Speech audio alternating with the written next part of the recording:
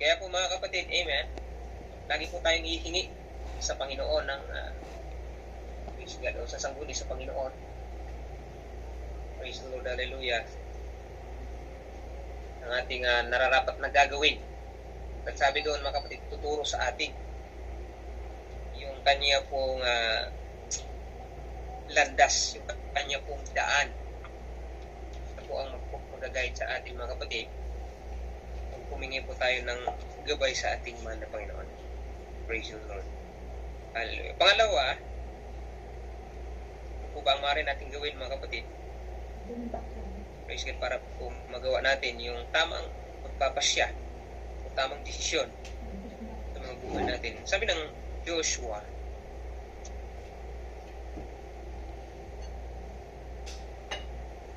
praise the Lord, Joshua chapter 1 verse 8, ang aklat na ito ng kautusan ay huwag mahihiwalay sa iyong bibig, kundi iyong pagbulayan araw at gabi upang iyong masunod na gawin ang ayon sa lahat na nakasulat dito, sapagkat kung magkagayoy, iyong pagiginawain ng iyong lakad, at kung magkagayoy, magtatamo ka ng mabuting kawakasan.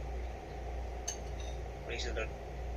Napakahalaga din po mga kapatid bilang bahagi, amen, upang makagawa tayo ng tamang desisyon sa ating mga buhay, ay yung, praise God,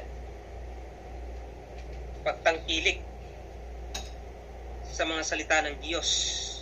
Kung saan sinabi ni Joshua mga kapatid na yung kautusan ng ating mahal na Panginoon ay huwag mahiwalay sa ating bibig, pagbulay-bulayan daw natin ito araw at gabi upang masunod natin yung mga nakasulat doon. Pagkat sabi doon, sapagkat kung magkagayoy, yung paggiginhawain ang iyong lakad. Amen. At yun po yung binabasa natin mga kapatid, yun po yung salita ng Diyos.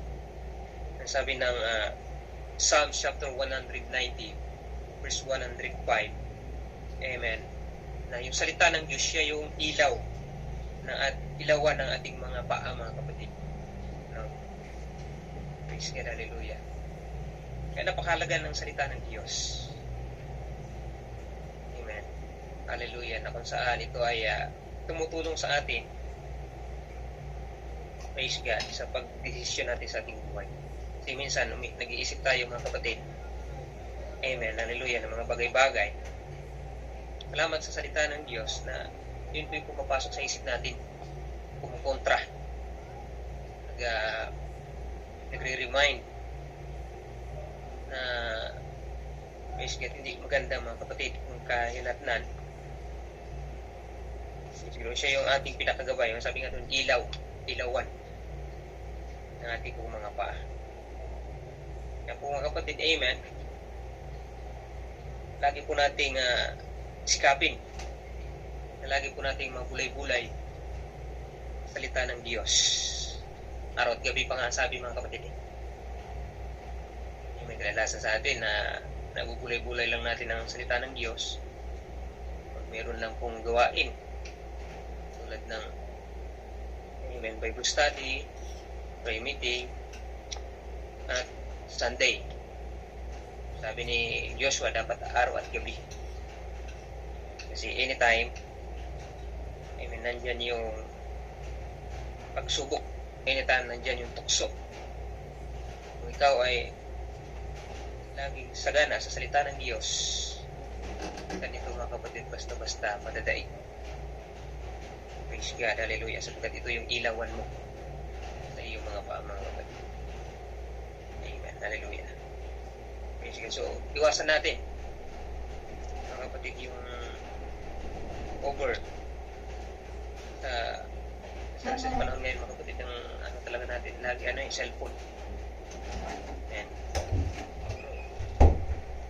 Awan ko kung kayanin yung mga kapatid na mapahiwalay sa inyo yung cellphone kahit isang araw.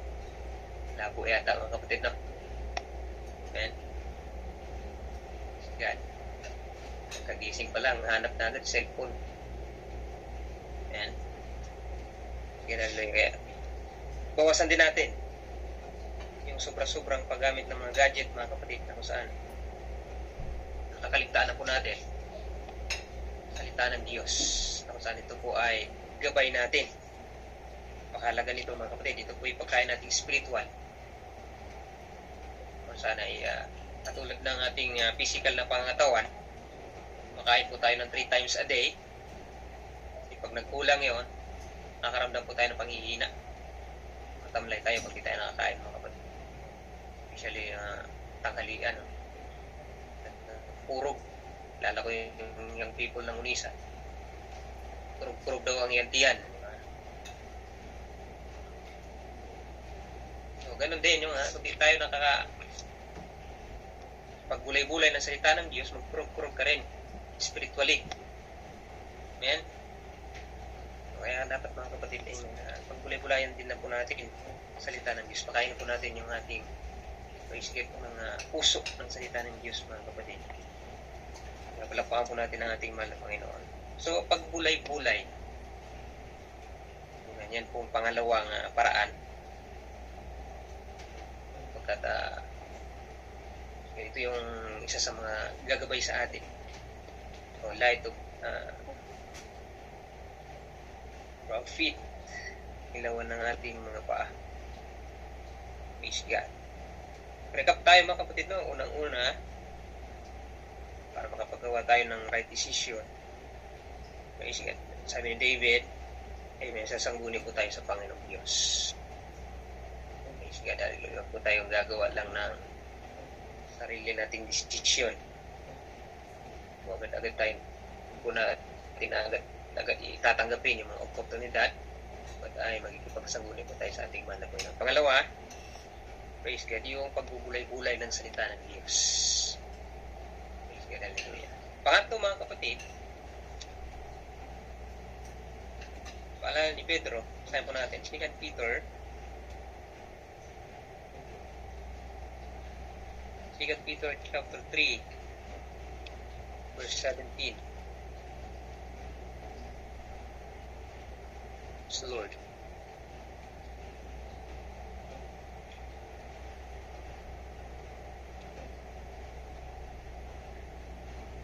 Peter chapter 3 verse 17. Kaya nga mga minamahal, yamang nalalaman na ninyo ng una ang mga bagay na ito, ay magsipag-ingat kayo, baka kung mga ligaw kayo sa pamamagitan ng kamalian ng masasama, ay mga hulog kayo sa inyong mga sariling katyagaan. So, paalala mga kapatid, Pedro, bawat isa sa atin na mag-ingat na po tayo. Sige, sa ating mga sarili, baka po mailigaw tayo mga kapatid. No? Sige, ng sanlibutan. Malakas po ang hatak ng sanlibutan mga kapatid. Sige, kalakas. Sabi pa nga doon mga kapatid na maging yung mga hinirang ng Diyos pwedeng mailigaw, madaya. Kaya po mga kapatid, amen, dapat ay hallelujah, doble ingat tayo. Amen. Hindi po tayo, praise the Lord, mga daya kung mailigaw mga kapatid ng sanlibutan. Praise God, hallelujah. Dapat mga kapatid, amen, hallelujah, pag-iisipan natin mabuti, lalo na yung sabi ni Elder Arnel, yung mga dati at yung pong ginagawa, amen, na po natin babalikan na po tayo magpadaya mga kapatid. Kasi minsan parang papaisip tayo, nagtitiis, sila enjoy, ikaw parang nagtitiis ka, amen, hallelujah, parang nakakaramdam ka na parang gusto mo pumalik. Amen. So, magpapapasya po yun mga kapatid na talagang spili natin yung ating sarili. Kaya paalala ng Pedro na mag-ingat tayo. So, tayo madaya mga kapatid. Pagkat tama na po yung desisyon mo. Nasa tamang desisyon na tayo na pinili natin na magpalikuran ng ating man na Panginoon. Kung nasa, sabi nila, nasa ano ka na, nasa kama ka na. Ka nang babalik doon sa panig.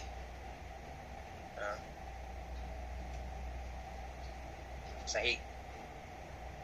Linis ka na ng Diyos. Pinaliguan ka na ng Diyos. Dati kang marumi, ka nang gagaya tulad ng baboy pagkatapos liguan. Ano na po?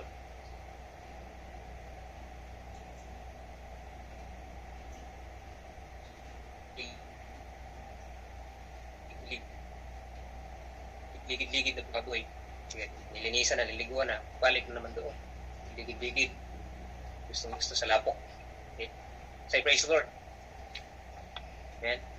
The Lord. Praise the Lord.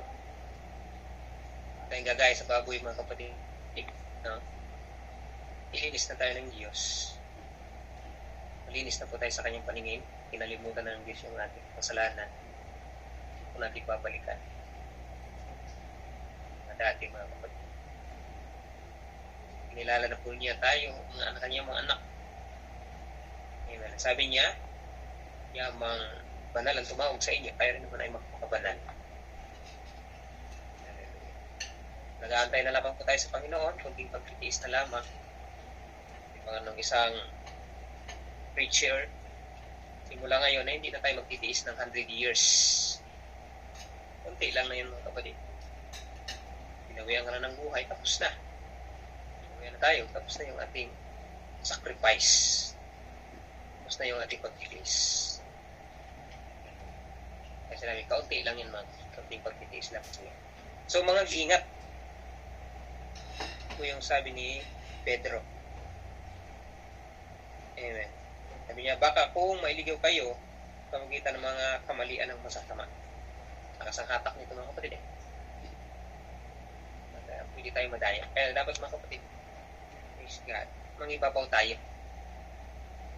Tayo yung ilaw. Sabi pa nga,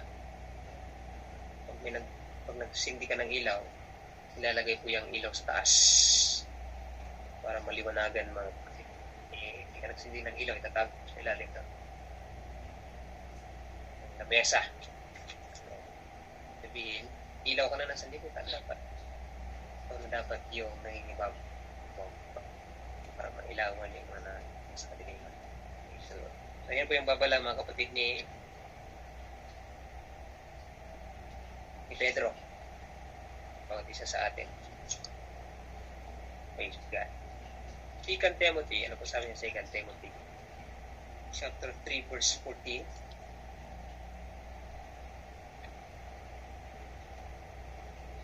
Datapwat manatili ka sa mga bagay na iyong pinag-aralan at sa pinagkakaroonan mo ng katunayan, yamang nalalaman mo kung kanino mo nang natutunan. Praise the Lord. Amen. Sabi ni Apostol Pablo, mga kapatid, kay Timothy, manatili daw po tayo. Manatili, praise God, sa mga bagay na ating pinag-aralan. Amen. Paghawakan na natin itong mga kapatid. Praise God.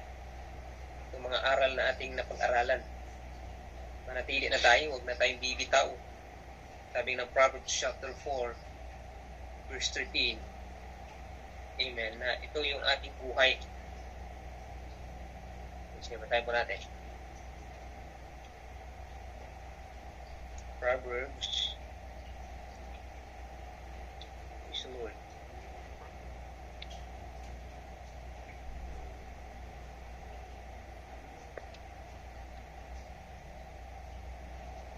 Proverbs chapter 4 verse 13.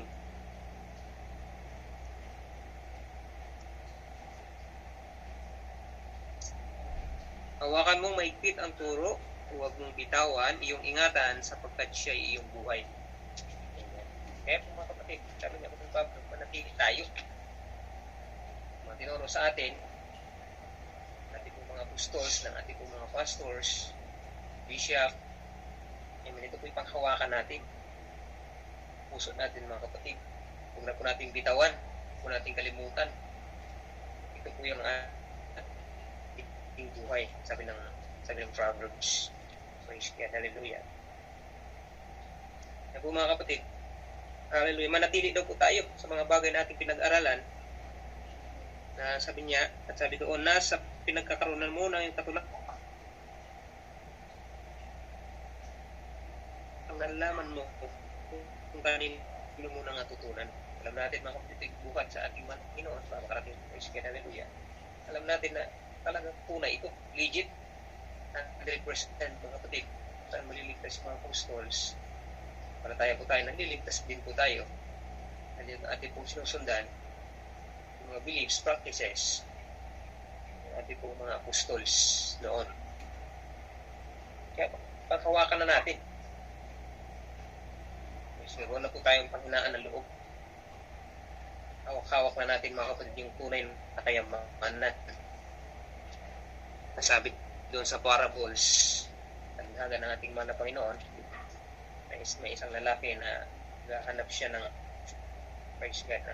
perlas, kayamanan, kanya pong nakita, amen, bumalik siya, pinagbili niya lahat mga kapatid, kanyang ari-arian, para mabili niya yung mamahaling perlas na yun, mamahaling kayamanan na yun. Ito na yung mga kapatid, yung ating mahal na Panginoon nasa atin na. Huwag natin itong bibitawan, ito sa kayamanan. Sabi ng Hub, tuloy natin ang Panginoon na kayamanan, higit sa bilang at ginto. Kaya po mga kapatid, amen. Panghawakan na natin ito, huwag na po nating kalimutan, nating sayangin. At ito po yung tunay na kayamanan mga kapatid sa ating mga buhay.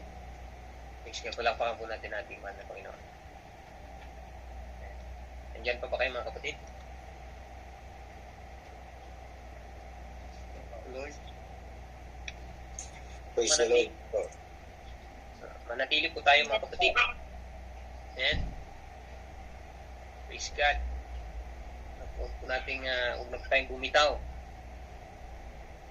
Sama-sama po tayo mga kapatid. Ito na yung hawak-hawak na natin. Nasa atin na yung tunay na kayamanan, walang iba ang ating mahal na Panginoon. Sa Kanya na po lahat mga kapatid. Amen. Kagalingan, sa Kanya nagmula. Kayamanan, sa Kanya nagmula. Buhay, sa Kanya nagmula. Wala na po tayong hahanapin mga kapatid sa ating mahal na Panginoon. Praise God. Amen. Dapat lang natin kailangan lang po natin ng pananampalataya mga kapatid. Kaya lang naman ang iba'y lumalayo mga kapatid dahil nakakulangan po ng pananampalataya. Kasi inuuna yung mga material na bagay. Kung saan yung material na bagay, ito po inabuhat din sa Panginoong Diyos. Kung saan kung meron kang pananampalataya sa ating Panginoong Diyos, hindi kanya magpupulangin. Dahil mga kapatid, I will not leave you and forsake you. Kanya iwan, ipawayaan man. Praise God. Hallelujah. Kung may pananampalataya ka, nasa bayan ka man o nasa bundok, kaya ka pong i-bless ng Panginoon. Kapatid, hindi ka pong magpupulangin. Praise God. Gusto kanyang pantay doon sa maralita, kaya-kaya niya po mga kapatid. Depende sa iyong puso. Kapoy may pananampalataya sa ating mahal na Panginoon. Kung manapili, yan ang sabi niya sa Pablo. Praise God, hallelujah. Yung mga napag-aralan sa atin, mga ituro sa atin, panghawakan na po natin yung mga kapatid. Doon tayo babase ng pagdesisyon sa ating buhay para hindi po tayo mailigaw mga kapatid. Amen. Ang sanlibutan. Sabi ni Pedro, mag-ingat tayo baka mailigaw. Sabi naman ni Pablo, manatili tayo sa aral. Apostolic doctrine. Hindi po tayo maligaw mga kapatid. Sabi ko nga, kung may mangaral, iba sa amin pinangaral kahit anghel sa langit, bumaba. Maging kami, mangaral na iba sa amin pinangaral, ay pakatanggapin. Praise God. Hallelujah. So yung ating pinaka last verse mga kapatid, na book of Proverbs chapter 3 verse 5 to 6. Praise the Lord. Thank po natin.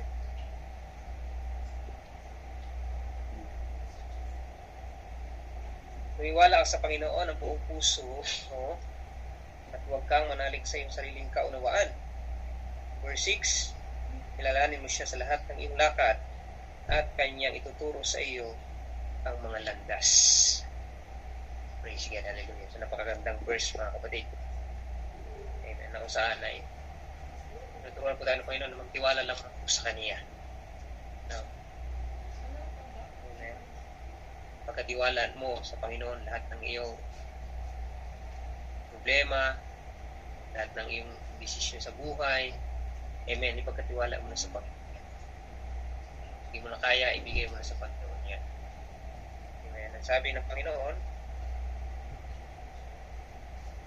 at huwag kang mananalig sa iyong sariling kaunawaan. Kung nating panaligan, ating sariling kakayanan, sabi nga doon na sa ating paningin, talagang mayroong daang matuwid. Kung natin pagkatiwalaan, mga kapatid, maging ating puso. Kung natin pagkatiwalaan, sabi doon, masama ang puso, mga kapatid. Tanging sa Diyos na po tayo magtitiwala. Amen. Sabi doon, praise God. Verse 6, kilalanin mo siya sa lahat ng iyong lakad at kanyang ituturo ang iyong mga landas. Turuan po tayo ng Panginoon. Tayo po humingi sa Kanya ng gabay, signs. Ang Diyos po ang kikilo sa atin at hindi po niya tayo papabayaan, mga kapatid. Hindi po niya tayo pabayaan na, praise God, pagkamali kung tayo po ay nagtiwala sa Kanya. Sabi ng Jeremiah 29 verse 11, nalalaman ng Diyos, batid ng Diyos, may mga plano para sa bawat isa sa atin. Kung mapabuti ang buhay mo, ganoon din ang Panginoon Diyos. Amen. Lumat ang dinadaanan mo ay lubak-lubak, praise God, nasa magulo, pero tayo natin tatanda ng dulo po nito, mga kapatid, ay kabutihan. Bahagi po ng plano ng Diyos. Amen. Kaya po, mga kapatid, sa gabing ito, nais iwan sa inyo, amen, yung pag-aaral na ito na praise God, gumawa po tayo ng tamang desisyon sa ating buhay. Kung saan na hindi po natin ito pagsisisihan, mga kapatid. Hallelujah. Hanggang sa bawian po tayo ng ating buhay, mga kapatid. Purihin ng Diyos, mga kapatid. Amen. Salamat sa Diyos sa kaunting panahon, kaunting oras na ibahagi po ang kanyang pumubanang salita. Nawa po, mga kapatid, meron po tayo natutunan sa gabing ito. Praise God, upang mas lumawak pa yung ating kaalaman. Bagay po natin kay Pastor Joe ang pagkataon, amen, para sa mga katanungan. Pastor Joe. Amen. Praise the Lord. Hallelujah. Palakpakan natin ang ating mahal na Panginoon, mga kapatid. Praise God. Hallelujah. Salamat sa ating Pastor Gajel na minsan pa muli ay pinaliwanag sa atin sa tulong ng ating mahal na Panginoon. Amen. Upang tayo ay hindi mailigaw, mga kapatid. Amen. Praise the Lord. Upang tayo ay hindi masilaw sa mga offer. Praise the Lord. Hallelujah. Na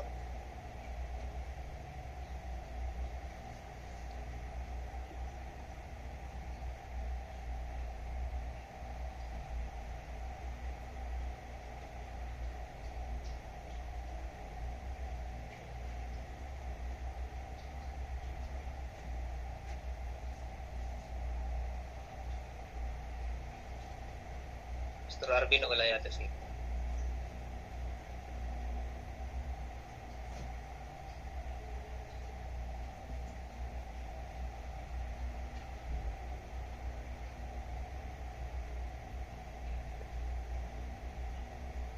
Mga kapatid,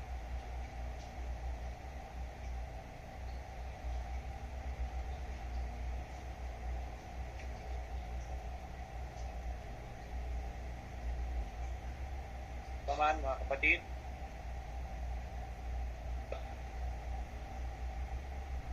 tanungan po tayo. Ito ang panahon na pagtatanong.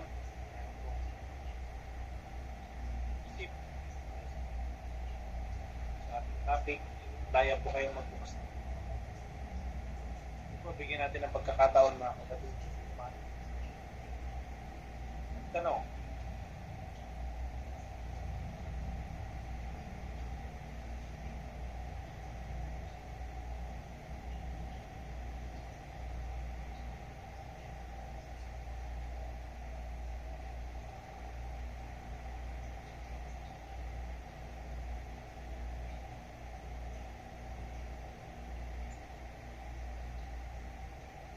Sa mga bisita po, baka po may gusto mong tanong, Sister Nika, mga bisita po.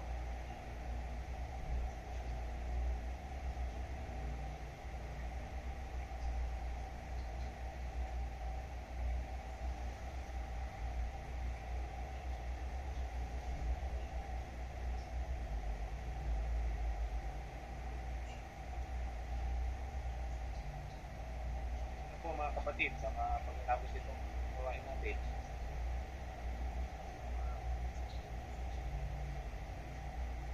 So, time na. Sean, Mark. Maliwanag po. Yan. Hallelujah.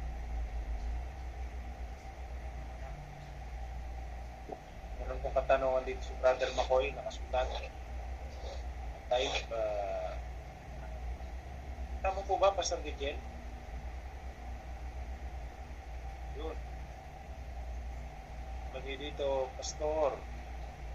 Pinugumita din po ba natin ang mga Holy Week?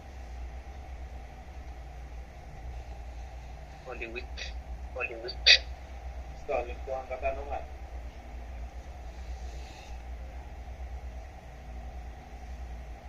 Anong araw? Holy Week. Holy Week. Celebrate din po ba?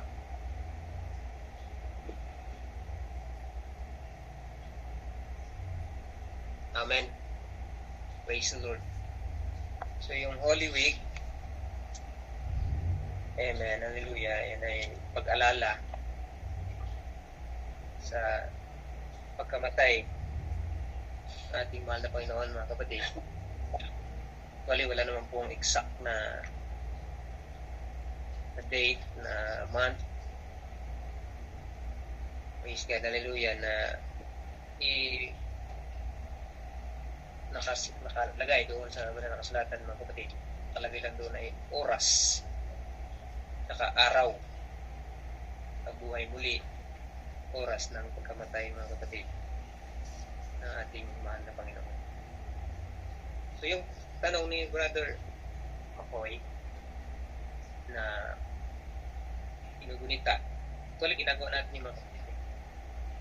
Ngayon yung banal na hapunan, yung pag-celebrate natin o pag-alala, praise God, ng pagkamatay ng ating mahal na Panginoon. Yun yung the Last Supper. Praise the Lord. Amen. Nakain natin yung pinapay, yung katas ng ubas, bilang simbolo, yung pinapay simbolo ng katawan ni Kristo, at yun namang ubas, simbolo ng dugo ni Kristo, bilang pag-alala po sa kanya, mga kapatid. Praise God. So, pag-alala, gusto po talaga yan, mga kapatid, na alalahanin siya. Praise God. Pero yung Holy Week, kasi wala po yan sa Bible, mga kapatid, na nakalagay. Exact naman, exact na day. Bitsa. So, actually, mga kapatid, may issue pa yan eh. Yung pagkamatay at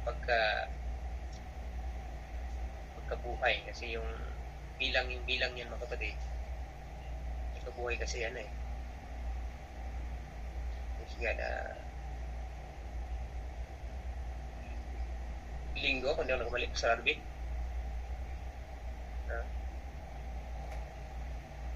Tapos namatay. Linggo ng pagkabuhay, basta. Tapos namatay ay Merkulis ba yun? Sa ano na pinagpapalit? Discuss natin yan. Paibot mahabang talakayin kasi yan mga kapatid. Paibot mahabang talakayin kasi yan mga kapatid. Ang kasi yan 3 days. Ang kasi yan 3 days. Tapos nung binilang ng mga kapatid, dapat umabot siya ng linggo. Yung ano kasi mga kapatid, ang 1 day kasi, equivalent niyan ay 24 hours. Dapat papasok siya doon sa linggo. Ngayon kung simula siya sa Webes, Biyernes, Sabado, Linggo, ano matawag na naman? Sige. So talakayin natin yan mga kapatid. No, yung ano na yan, may ano yan dyan sa ano sa araw, sa oras. Praise God. So na pag-aralan na po natin yan. Na turo ni Pastor. Sino ba yung Pastor? Naantok na yata ako mga kapatid.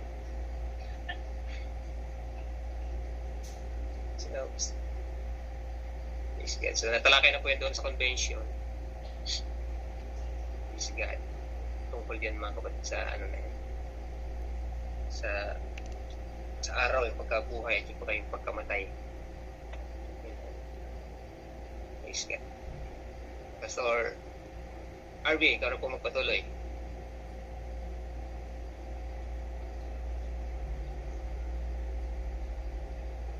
Ito lang po.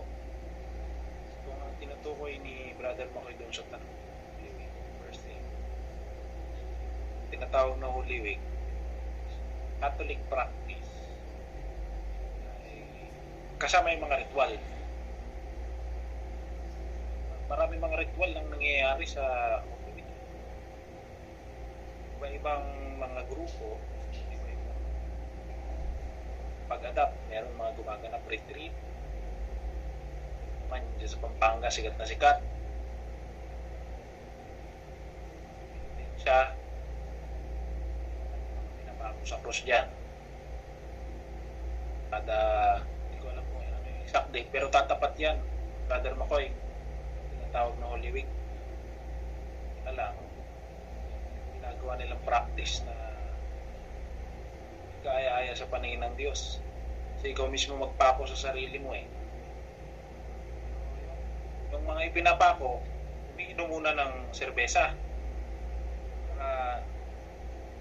Pag binaon na yung pako sa kamay, hindi na masakit, parang anesthesia. Kalugod-lugod ba sa Panginoon yung mga practices? So kaya naman, magpinitensya ka, lalahanin mo yung kasalanan mo, saktan mo yung sarili mo,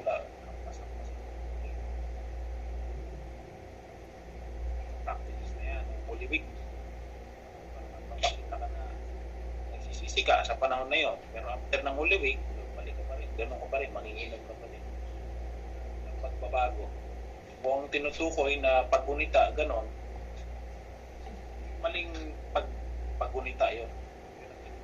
Brother Makoy na practices. Hindi tayo sumasama sa ganon, magpuposisyon ka, lalakad ka ng tinatawag nilang alay lakad. Layo, ilang kilometro. Nabanggit yan na paggunita eh. Sa ganang atin, sabi ng Panginoon, tinapos niya na yun sa krus ng Kalbaryo.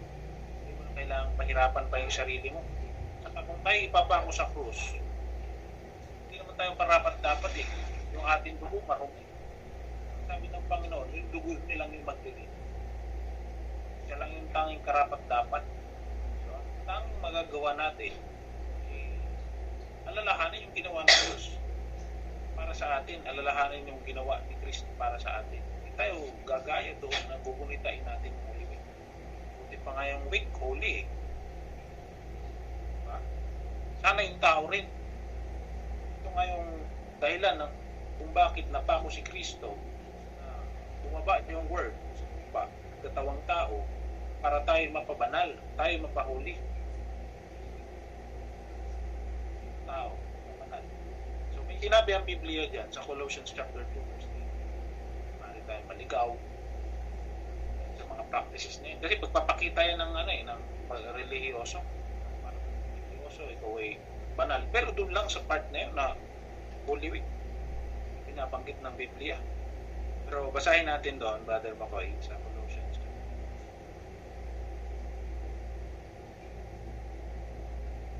Colossians chapter 2 verse 8.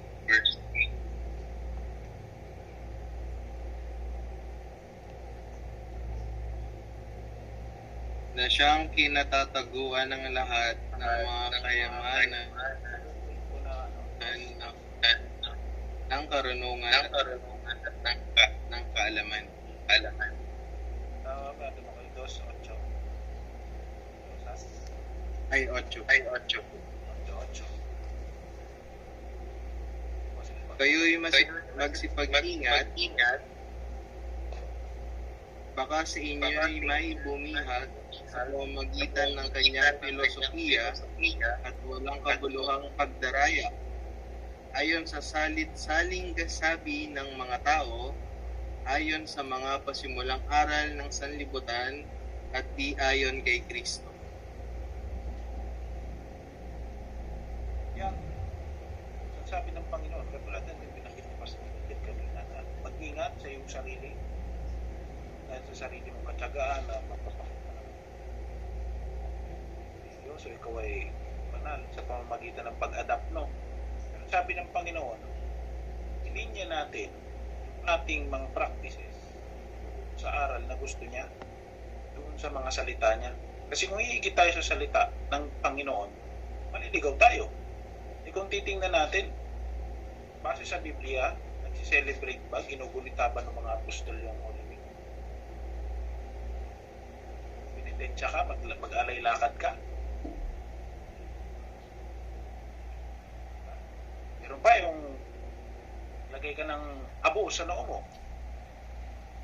Once nakita ko yan mga kapatid dahil nilaki sa isang public school, Catholic school.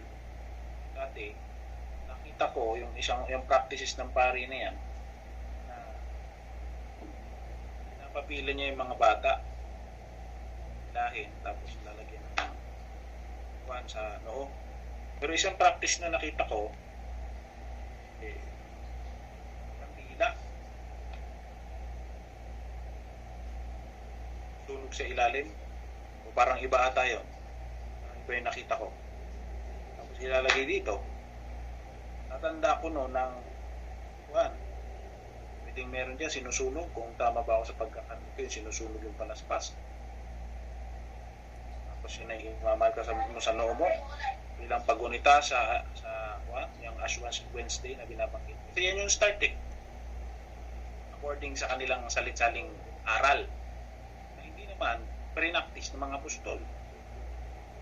Wala ka makikita na pag Ash Wednesday, tawag na Ash Wednesday, maglagay ka. Meron biblically mga kapatid na upo sa alabok. No, na kapag nagkakasala sila, meron silang gustong hilingin sa Panginoon. Kahit sa panahon ni Hope, siya'y subukin. Anong ginawa niya? Diba? Umupo siya sa alabok. Meron pa nga doon, nagdamit siya ng sako tinawag na Biblia ng sackcloth. Na yun ay tanda ng pagsuko mo sa Diyos. No? With fasting. Dahil gusto mong i-acknowledge na ikaw ay galing sa alabok ng lupa. Pero kung gano'n, mamarkahan mo yung noo mo. Parang ano lang siya, makitang tao. Pero gusto na ang Panginoon yung tunay na pagsisisi. Sabi ng Panginoon, huwag tayong aayon, ingatan natin yung ating sarili na huwag tayong umayon sa mga ganitong practices. Ayon sa saling sabi ng mga tao, hindi naman practice ng mga tao. Nakamababasa.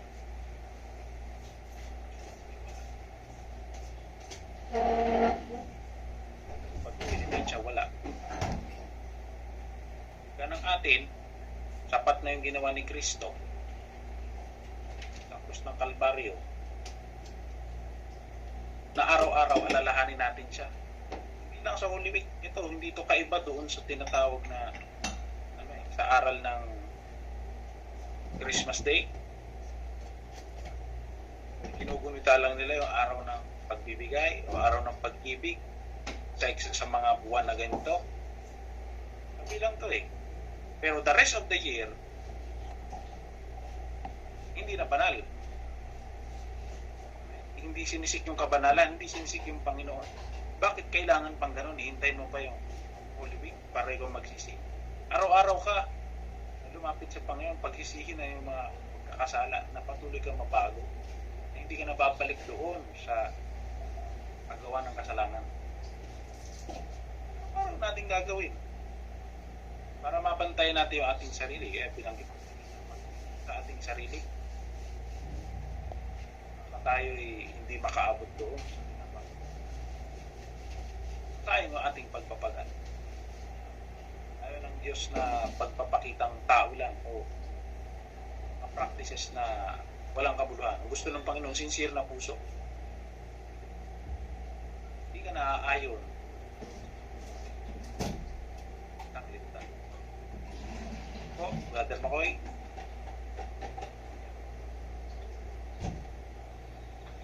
Lamang po ang aking may babahagi. Kung meron pong may babahagi ang ating mga pastor.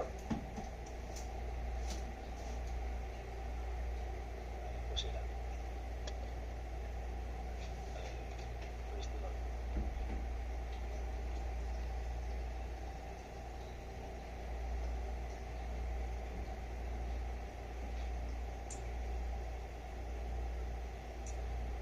Praise the Lord. Tano Praise po the yan. Lord sa maliwanag sa maliwanag.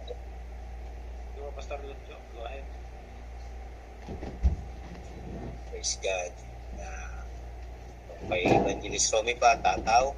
Amen. Praise God. Hallelujah na yung mga practices na ganun ay hindi naman nakalagay sa Biblia na ikaw mismo gawin mo yung mga ganung bagay. Kundi ang Diyos lang ang nakakagawa ng mga kapatid. Ang Diyos lang ang may dahilan. Amen. Praise God. Hallelujah. Sabi nga, kaya siya napunta dito. Alay niya sariling buhay. Amen. Ang kanyang banal na dugo para sa pagpapatawad ng ating mga kasalanan. So kung ang pakay nila ay para patawarin sila ng Diyos, mapansin sila ng Diyos sa kanilang ginagawa, na pagpapahirap sa kanilang sarili ay hindi yun kalugod-lugod sa ating mahal na Panginoon. Amen. Praise God. So maliwanag po mga kapatid. Amen. Na mag-ingat tayo. Praise God. Hallelujah. At baka nga tayo ay magmahal ng mga pananalita. Amen. Praise God. Hallelujah. Na hindi naka-align. Amen. Sa ating mahal na Panginoong Jesus, mga kapatid. So, yun po. Praise God. Salamat po sa tanong. Praise the Lord. Hallelujah. Kung wala na pong tanong mga kapatid, praise God. Hallelujah. Ang oras ay medyo malalim na rin po. Praise God. Pero kung may tanong pa, Evangelist Jan Kenneth, naka-raise ka po ng kamay. Nabindod lang. Praise the Lord. Hallelujah. So kung wala na po mga kapatid, amen. Praise God. Ibigay po natin ang panahon para sa closing prayer sa ating Elder Pastor, Pastor Sergio. And yung ating benediction po ay para sa ating mahal na Pastor Walter. Bago po yun ay ibigay natin natin ang po ay Pastor RB. Huli, para sa mga maikling announcement, ang next lecturer. Sunod po nating session, Tuesday next week. Ang iba, ang ating pong Pastor Samuel Alvarado, siya pong lecturer. Pastor Dave. At pakitandaan po natin mga pastors, maraming salamat po sa inyong pagsuporta. Praise the Lord. Hallelujah. Para sa ating pong pagtatapos sa gabing ito, sa gawain natin, hinihingi po natin Elder Pastor closing prayer and closing prayer Pastor natin Pastor Adol para sa yun po ang panahon. Praise the Lord. Magandang gabi. No?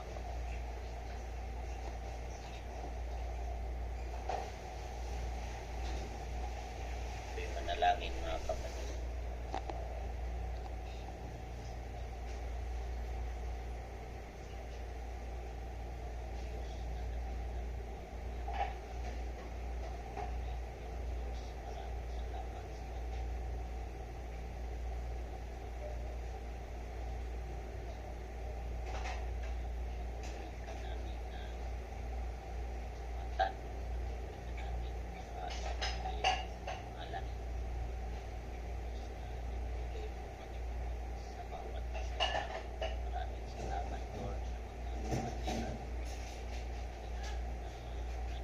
Ng isa sa ating gawain ito, Diyos.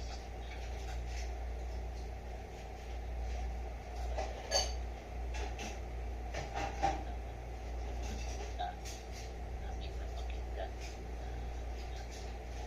aming Pastor Velasquez bahagi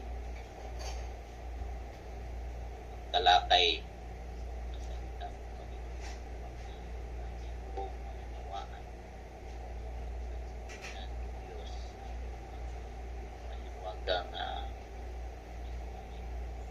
ginawa sa gabi may hingga kaya narito salamat sa mga kalakasan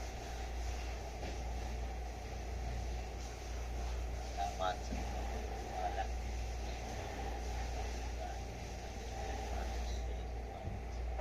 financial man o Diyos salamat po sa lahat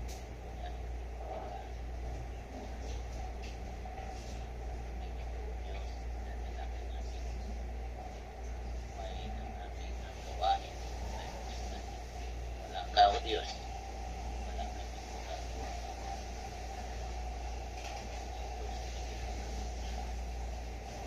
Ayan, kalulat diyan kadakilaan. Alan.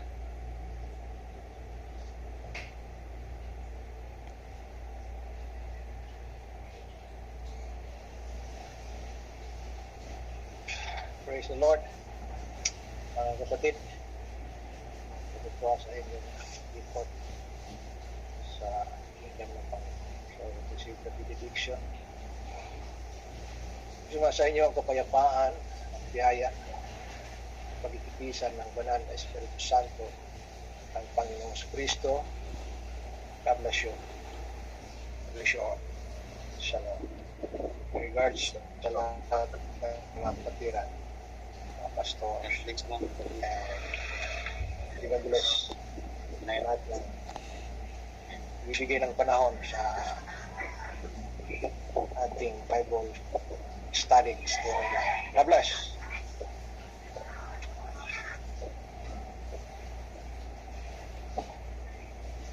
Wala si Pastor Sam.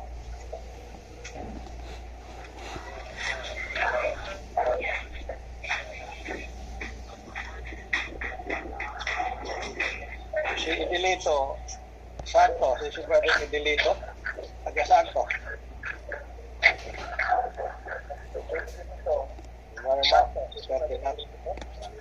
Lucena yata yan, Pastor. Tama yan. siya.